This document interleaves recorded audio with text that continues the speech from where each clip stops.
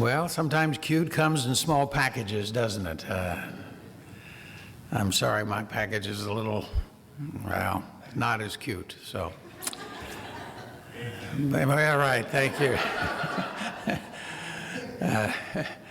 Happy Noel to you. All right, let's see if we can get into some good stuff and neglect some other stuff, all right? There's a time to neglect, but there's a time not to neglect. We're going to start studying the book of Hebrews on Wednesday night. It's one of my favorites. It kind of led me into marriage, and if you want to know more about that, I'll maybe say something about it Wednesday night. But it's one of my favorites, and it was written by an unknown author. Some of the old timers thought that Paul wrote it, but if he did, it's the only one he didn't put his name on, and it doesn't quite sound like him in a lot of the references. So we'll just be content to say that we don't know who the author is, but he's writing to a Jewish Christian audience who's tired. They're very tired and weary, and it is a mixture of warnings and encouragement. In fact, in the final chapter 13, he said, I have written to you my word of encouragement. He wants to warn them about certain things, and one of them is neglecting what is important, and encourage them to go in a better way than what they're doing, because their tiredness, their weariness, is causing them to neglect some things that are important. Do you know anybody who's tired or weary? If you don't, you haven't been on Facebook or some of the other social media. Thomas Long put it this way, and this was before social media. He said that in this book of Hebrews, Jesus is the source of salvation, which is, I'm sorry, I'm reading the wrong reference here. Here these folks are tempted to drift away from what's important into neglect because they're tired of serving the world, tired of worship, tired of Christian education, tired of being peculiar and worshiped about and whispered about in society, tired of the spiritual struggle, tired of trying to keep their prayer life going, tired even of Jesus. The threat is not that they're charging off in the wrong direction. They do not have enough energy to charge off anywhere. Tired of walking the walk, many of them are considering taking a walk, leaving the community and falling away from the faith. I think as I read some of the end of the year comments that people had, as they look back on 2019, there were several who would, in brief words, would say, good riddance. I'm tired of 2019, of the events, the attitudes and whatnot that were associated with that year. Let's see if we can have a new start, a fresh start, and dwell on something that is better and more important. Well, when we look at Hebrews, here this writer is warning these weary pilgrims of the danger of neglecting certain things. Point number one, he says in chapter 2, we need to be careful that we don't neglect our great salvation. Look at the bottom of your outline on the insert, and you'll see the first 3 verses of Hebrews chapter 2. Therefore, we must pay much closer attention. We've lost our ability to hear what God is saying to us. In chapter 1, he says God spoke to many people at many different times in many different ways, but in these last days, he is speaking to us by his Son. Pay attention to that special messenger of the Son. We need to pay much closer attention to what we've heard, lest we drift away from it. Isn't drifting easy? You know, you think of a summer afternoon and you're on a river and it has a gentle flow to it and you just go drifting by, or you look out at a river and you see leaves that are drifting by on the river. Takes no effort. You just kind of relax.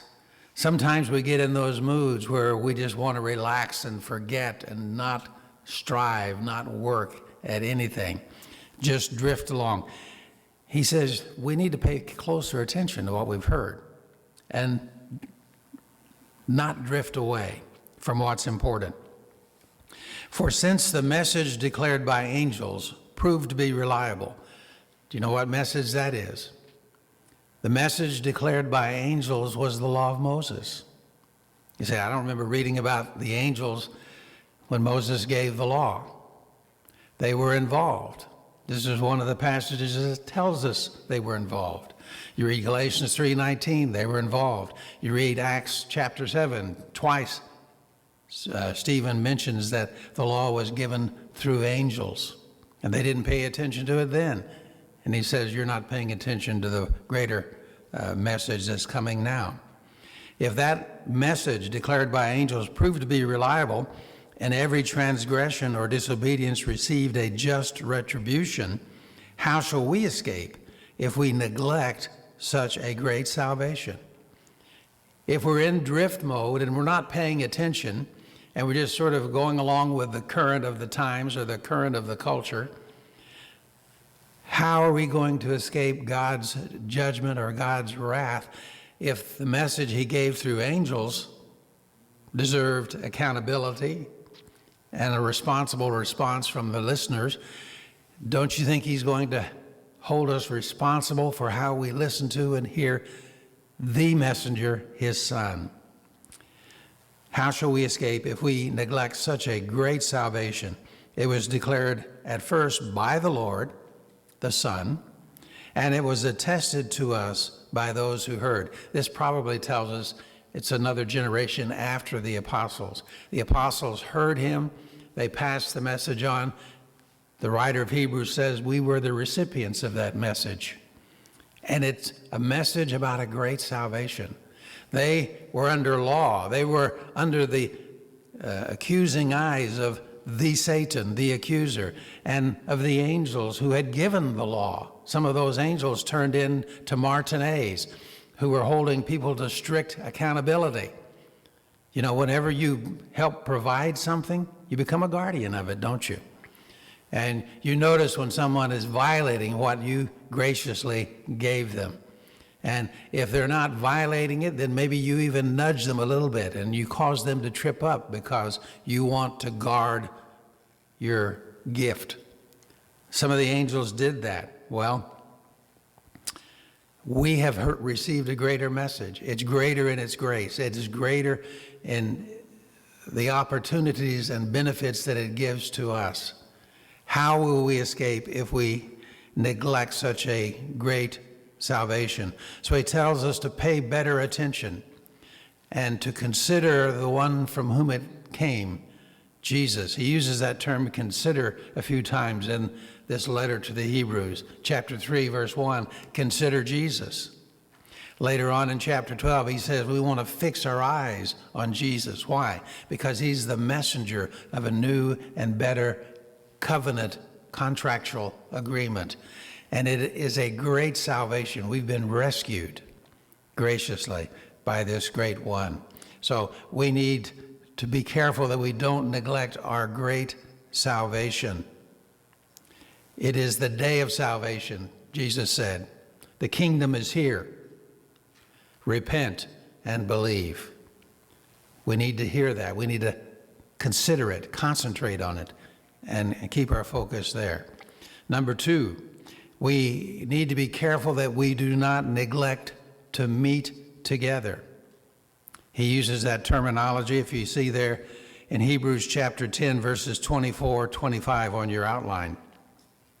Let us think of ways to motivate one another. Here's, again, the same idea as consider. Let's give thought to it. Let's consider. That's part of the reason we're gathered here this morning. We want to give thought to the ways we can motivate one another, encourage one another to acts of love and good works. Some translations say here, let us think of ways to provoke one another. So it's very legitimate if someone says, why do you go to church? You just say, well, I like to provoke people. I want to provoke them to love and good works. This Greek word is the word we get our word in English, paroxysm. I'm going to church to have a paroxysm, an outburst, a provocative, let's get busy with love. Let's get busy with good works. It's the word that was used of Paul and Barnabas when they had a sharp disagreement. Paul says, we're not taking John Mark. He bailed out on the first trip. Barnabas stood up for his cousin. He says, we're taking him. They couldn't agree on this. Barnabas went off with John Mark. Paul went off with Silas.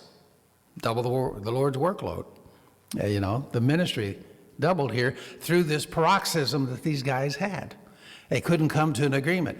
You say, I don't go to church to have a paroxysm or to anyone to put one on me. Well, why not? We're here to provoke one another. Now, in a nice way, in an encouraging way. It's used in a good sense. But as long as you're with people, you're going to have these provokings. You're going to have people wanting to motivate you to do this, to not do that, to be this. If you don't believe that about the church family, look at your own family. Don't you have provoking ever so often? Sometimes you're the one who's doing the provoking. Sometimes you're on the receiving end of the provoking. But we need not be intimidated by that. We come together to provoke one another to love and to good works. Now, we do it clumsily sometimes, and we forgive one another. But that's part of who we are. And not just once a week. If you look at chapter 3, he said, encourage one another how often? Daily. How often do you need encouragement? You need encouragement and strength probably as often or more often than you have your Cheerios or your Wheaties. Okay? As long as it is called today. That's another key word in Hebrews. Today is the day of salvation. Jesus said, the time has come. It is near. The kingdom is here. Repent, believe. As long as it's called today, as long as it's a time of grace, we need to encourage one another. Don't give up. Don't give in. Don't leave. Do good works. And if we're out there doing good works with the least of them, we're much less taking pot shots at each other. Ever notice that? We start taking pot shots at each other when we're not doing what we really ought to be doing. It's just like your own kids in your own family. And finally you say, you guys go outside and don't call me unless there's blood.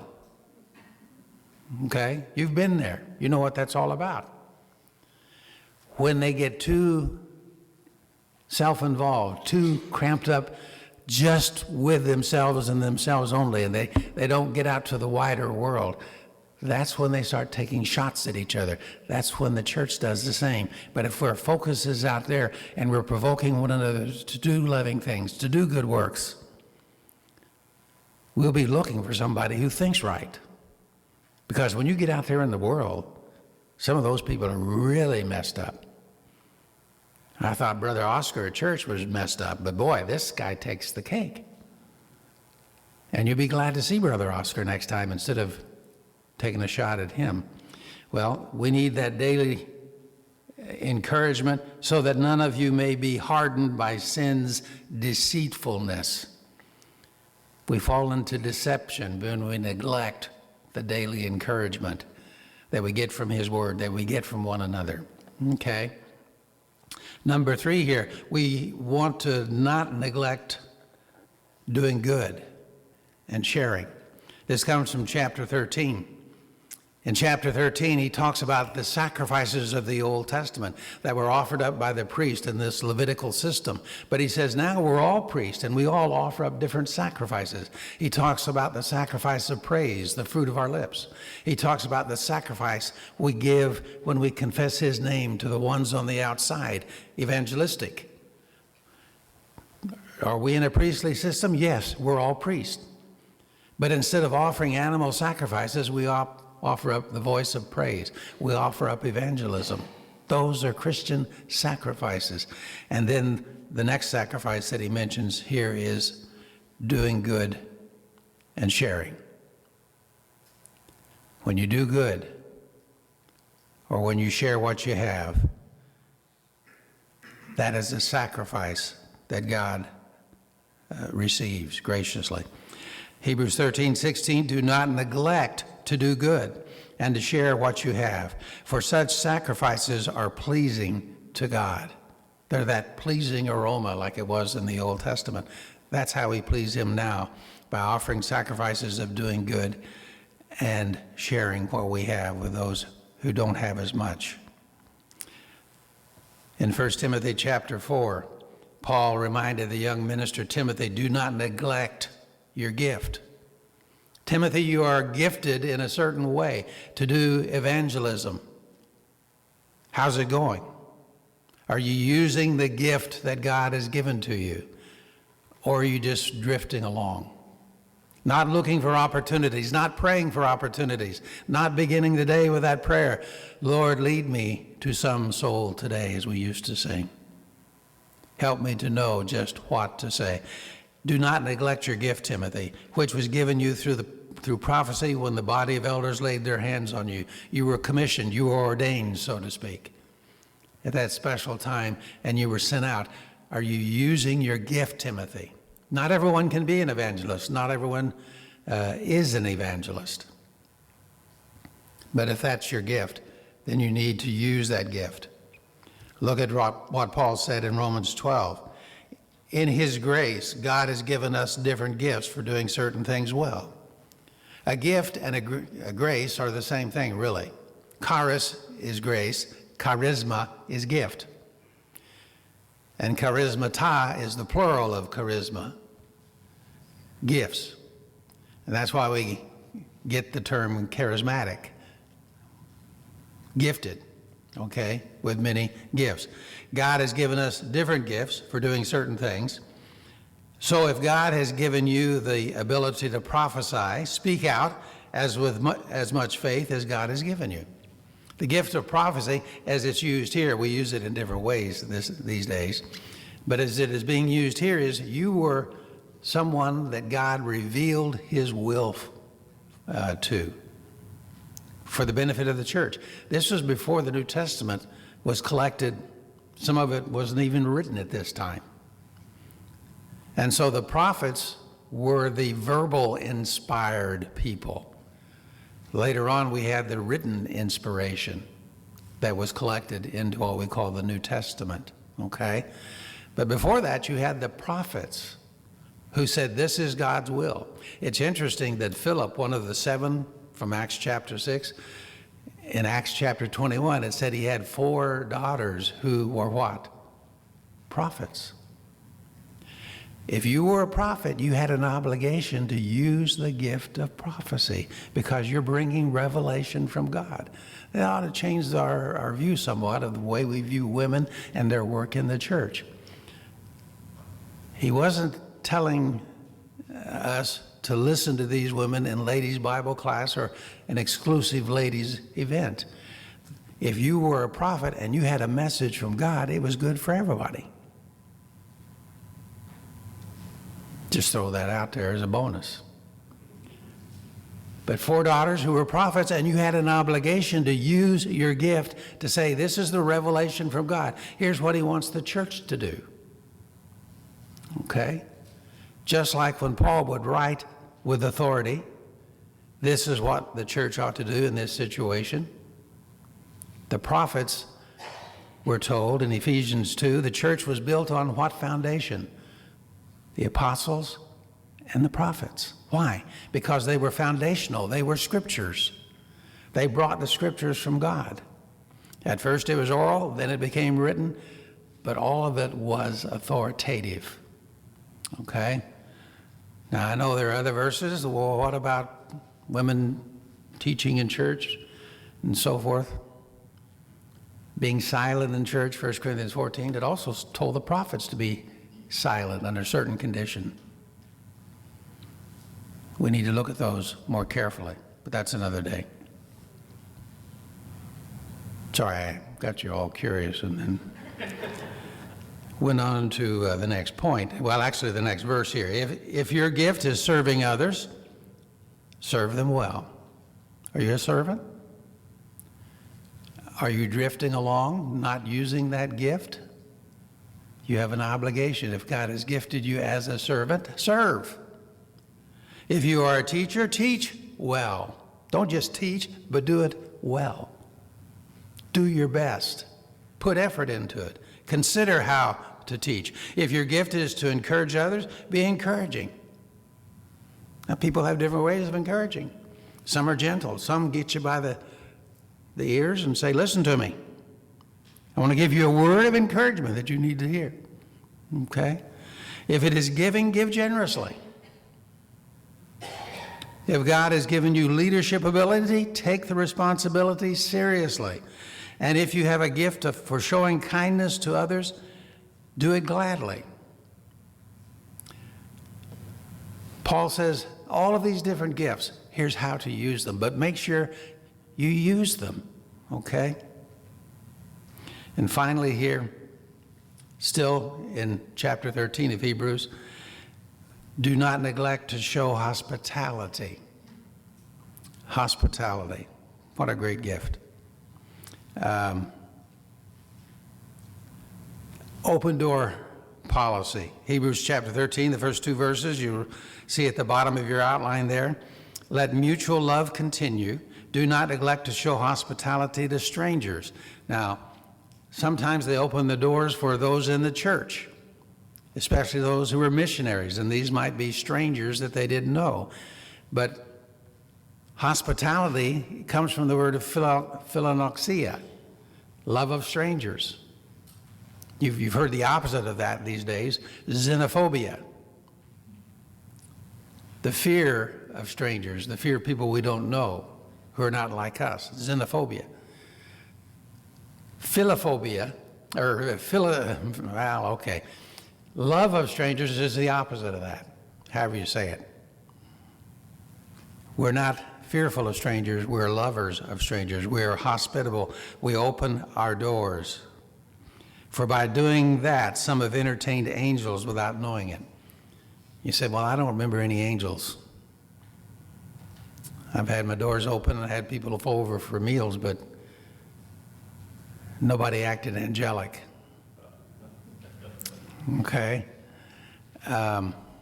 Well, angels unaware.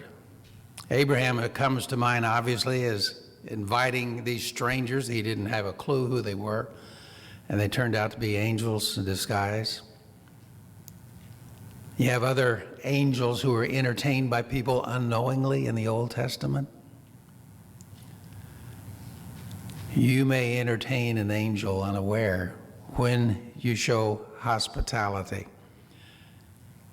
That's a gift that we need to get busy again with exercising. Inviting others in. People in the family, some that you know, but invite others that you don't know.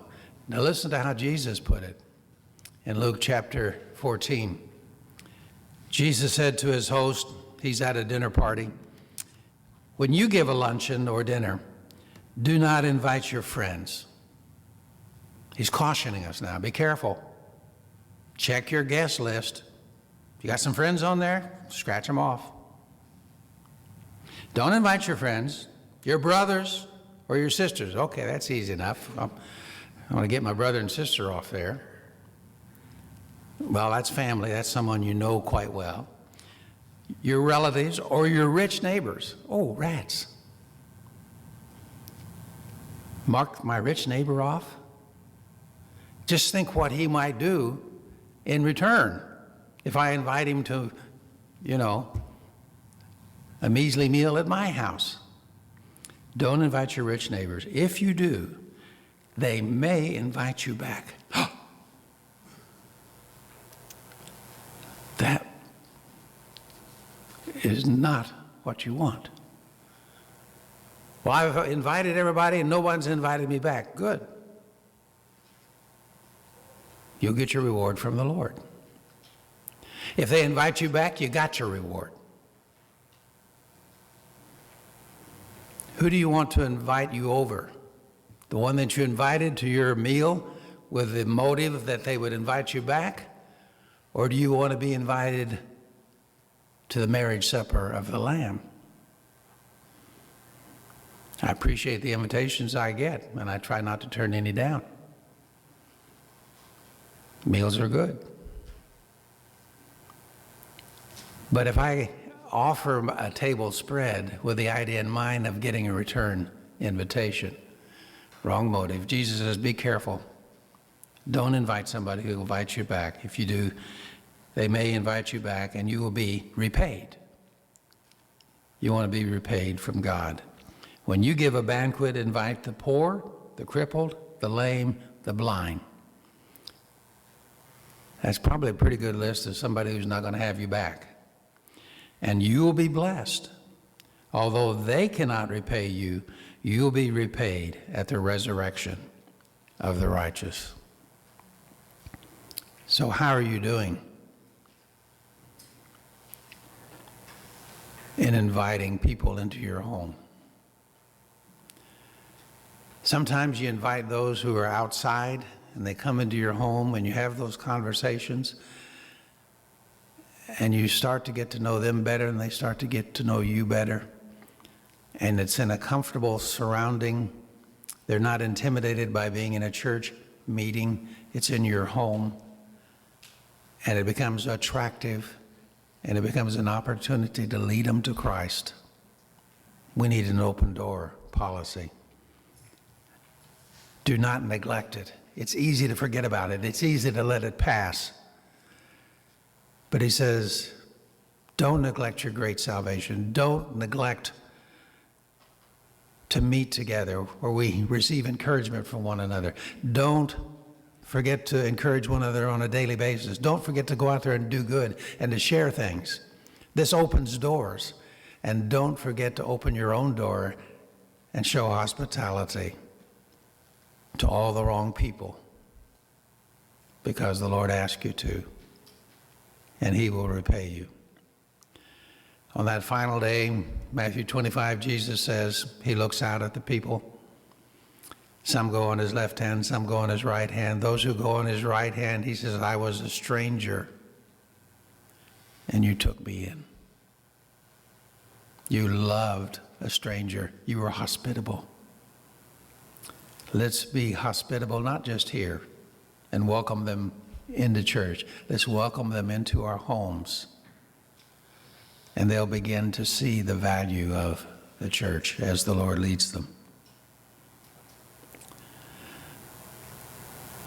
We're going to conclude with a song which I think is a good song to start the year out. The Lord bless you and keep you. May he make his face to shine upon you and me, us, in this new year. Let's be new this year. Let's not neglect what we have. Let's not neglect to see how great it is. Let's not neglect whatever gift God has given to us. Let's use that gift in all of its variety and see what God will do. If you'd like to respond, do so while we stand and sing.